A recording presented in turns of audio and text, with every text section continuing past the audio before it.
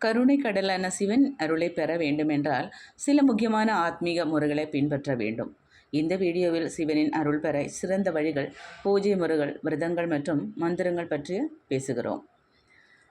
சிவனின் அருள் பெற அனைவரும் செய்ய வேண்டிய ஆத்மீக செயல்களை அறிந்து கொள்ள வீடியோவை முழுமையாக பாருங்கள். வீடியோ பயனுள்ளதாக இருந்தால் லைக் அண்ட் சப்ஸ்கிரைப் செய்ய மறக்காதீர்கள். இன்று நாம் சிவன் அருள் பெற என்ன செய்ய வேண்டும் என்ற தலைப்பில் தான் பேச இருக்கின்றோம். சிவபெருமான் மிக கருணை மிக்க தேவன். அவரிடம் உண்மையான பக்தியுடன் சரணாகதி அடைந்தால் அவரது அருள் நிச்சயம் கிடைக்கும். எப்படி சிவபெருமான் நம்மை அருளால் ஆசி வழங்குவார் என்பதை பற்றியே இன்று விவரமாக பார்ப்போம்.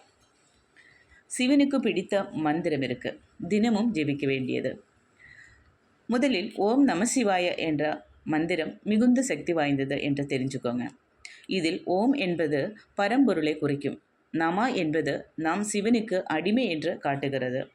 சிவா என்பது சிவபெருமானை அழைக்கிறது. யா என்பது அவரை வணங்குவதை குறிக்கிறது.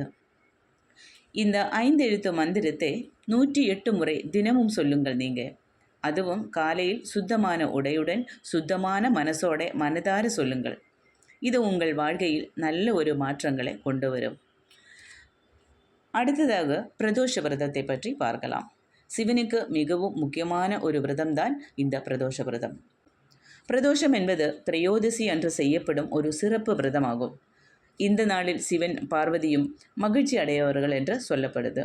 சிவன் கோவிலுக்கு சென்று அபிஷேகம், பால், தேன், பஞ்சாமிர்தம் அர்ப்பணம் செய்தல் இதையெல்லாம் செய்யும்போது அனைத்து கெட்ட தோஷங்களும் நீங்கும். பிரதோஷ விரதத்தை நிறைவு செய்யும்போது நம்மளுக்கு என்னெல்லாம் நன்மைகள் கிடைக்கும்?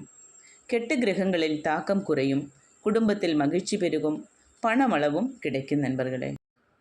மூன்றாவதாக திங்கள்கிழமையில் சிவ வழிபாடு செய்யுங்கள். சிவனுக்கு திங்கள்கிழமை என்றால் மிகவும் முக்கியமான நாளாகும். இந்த நாளில் சிவபெருமான் மிகுந்த அனுகிரகத்தையும் கொடுப்பார். இந்த நாளில் சிவன் கோவிலுக்கு சென்று வில்லுபத்திரம் வைத்து பூஜை செய்யலாம்.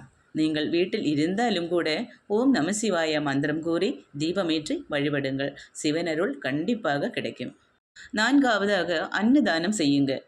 சிவபெருமான் மிகவும் மகிழ்ச்சியாகும் ஒரு வழிபாடுதான் இந்த அன்னதானம். சிவபக்தர்கள், சிவனடியார்கள் இவங்களுக்கெல்லாம் அன்னதானம் செய்யுங்கள். இப்படி செய்யும்போது சிவபெருமான் அதிகமாக மகிழ்ச்சி அடைவார்கள். ஏழை எளியவர்களுக்கு, பசி உள்ளவர்களுக்கு உணவளிக்கும் போது அது மிகுந்த புண்ணியத்தையும் தரும்.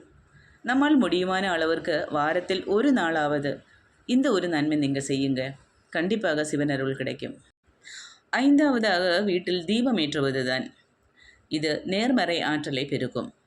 தினமும் காலை மாலை வீட்டில் நல்லெண்ணெய் தீபம் அல்லது நெய் விளக்கு, விளக்கெண்ணெய் தீபம் ஏற்றுங்கள். சிவன் கோவிலிலும் தீபம் ஏற்றலாம். மாலை நேரத்தில் சிவன் கோவிலில் தீபமேற்றி ஓம் நமசிவாயா மந்திரத்தை சொல்லி சாமி தரிசனம் செய்தால் உங்கள் வீட்டில் அமைதி நிலவும். இந்த தீபம் ஏற்றுவதால் நம்மளுக்கு என்ன பலன் கிடைக்கும் அப்படின்னு பார்க்கும்போது வீட்டில் கெட்ட ஆற்றல் நீங்கும், மன அமைதி கிடைக்கும், குடும்பத்தில் ஆனந்தமும் ஏற்படும். ஆறாவதாக சிவன் கோவிலில் அபிஷேகம் செய்யுங்கள். சகல தோஷ நிவர்த்திக்கும் சிறந்த வழிபாடுதான் இந்த சிவன் கோவிலில் அபிஷேகம் செய்வது. சிவன் கோவிலில் காலை 6-9 மணிக்குள்ளில் அபிஷேகம் செய்வது மிகுந்த நன்மை தரும். எந்த அபிஷேகமும் மிகுந்த சக்தி கொண்டதுதான். பால் அபிஷேகம் செய்யும் போது நம்மளுக்கு மன அமைதி கிடைக்கும், ஆசைகள் நிறைவேறும். தேன் அபிஷேகம் செய்யும் போது உறவுகளில் மகிழ்ச்சி கிடைக்கும், சிரமங்கள் நீங்கும். வெல்லம், பஞ்சாமிர்த அபிஷேகம் பண்ணும்போது பணவளம் பெருகும். வில்லு அபிஷேகம் பண்ணும்போது அனைத்து தோஷங்களும் நீங்கும் நண்பர்களே. சிவபெருமானின் அருள் கிடைத்தால் ஏற்படும் நன்மைகள் என்னவென்று பார்க்கலாமா? வாழ்க்கையில் அனைத்து தடைகளும் நீங்கும் நண்பர்களே. நன்மை மட்டுமே நடக்கும். உங்கள் எதிரிகள் உங்கள் நண்பர்களாக மாறுவர். பணவளமும் செல்வ வளமும் அதிகரிக்கும். குடும்பத்தில் அமைதியும் சுபிக்ஷமும் சந்தோஷமும் ஏற்படும். ஒரு சிறிய ஆத்மீக பழக்கம் நம்மளுக்கு பெரிய மாற்றங்களை தரும். அந்தந்த நாளுக்கு ஏற்ப சிவபெருமானுக்கு அர்ப்பணம் செய்யும் விஷயங்களும் மாறும். அதுவும் தெரிஞ்சு வச்சுக்கலாம். திங்கள்கிழமை பால் அபிஷேகம் செய்யுங்கள், நெய் தீபம் ஏற்றுங்கள். செவ்வாய்க்கிழமை சிவலிங்கத்துக்கு சந்தனம் பூசுங்கள். புதன்கிழமை விபூதி பூசுங்கள், பசுமை உணவுகள் உண்ணுங்கள். வியாழக்கிழமை துளசி அர்ச்சனை செய்யலாம், தேன் அபிஷேகம் பண்ணலாம். வெள்ளிக்கிழமை வில்லு பத்திர பூஜை செய்யுங்கள். சனிக்கிழமை நல்லெண்ணெய் தீபம் ஏற்றுங்கள், நீர் அபிஷேகம் செய்யுங்கள். ஞாயிற்றுக்கிழமை சிவனுக்கு நெய்யால் தீபம் ஏற்றி வழிபடுங்கள். இந்த வழிமுறைகளை பின்பற்றினால் சிவபெருமான் நம்மை நிச்சயமாக அருளால் ஆசி வழங்குவார். நண்பர்களே, இந்த வீடியோ பயனுள்ளதாக இருந்தால் லைக் செய்யவும், உங்கள் கருத்துக்களை பகிரவும், மேலும் ஆத்மீக வீடியோகளுக்காக சப்ஸ்கிரைப் செய்ய மறக்காதீர்கள். நன்றி, வணக்கம். ஓம் நம சிவாயா.